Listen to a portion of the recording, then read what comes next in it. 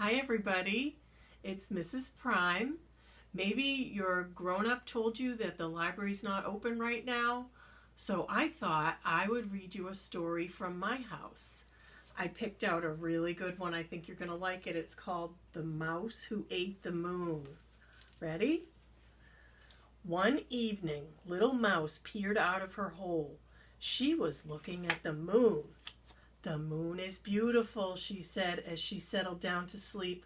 "I would love to have my very own piece of the moon."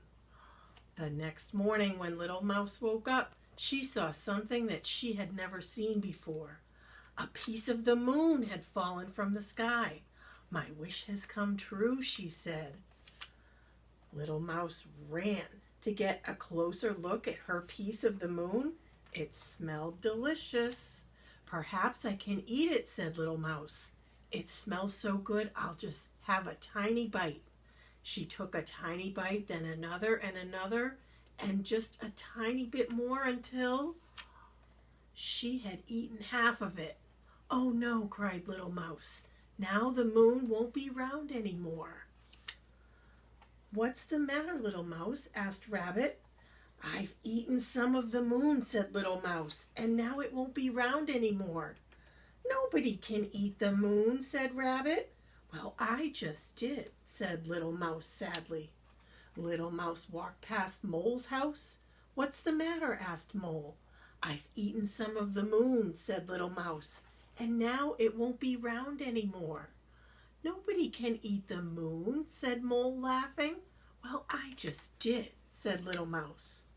Little Mouse sat in her hole sadly looking at the remains of the moon. It began to get dark. Then she heard Rabbit and Mole outside. "Little Mouse, come out," they said.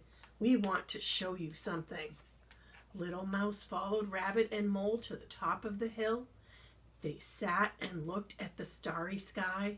Slowly, something shiny appeared behind the trees. It was the moon, and it was big and it was round. Little Mouse was overjoyed. "Look at the moon," she cried. "I haven't eaten it after all."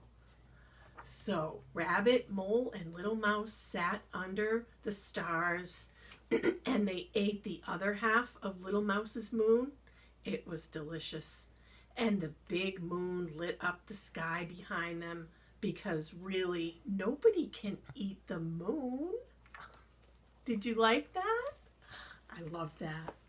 So I want you to know I'm going to read you another story, maybe tomorrow or the next day, and send it out to you. But in the meantime, I'm thinking about all of you.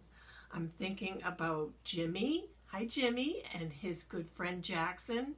And I'm thinking about Bennett and Scarlett and Juliana and Amelia and Olivia and of course baby Grayson. I know you're taking good care of him.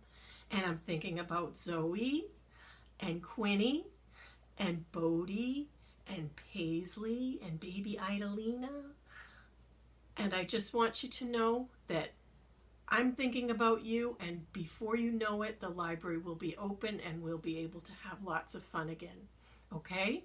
So take good care, help out at home, and I'll talk to you again really soon. I love you.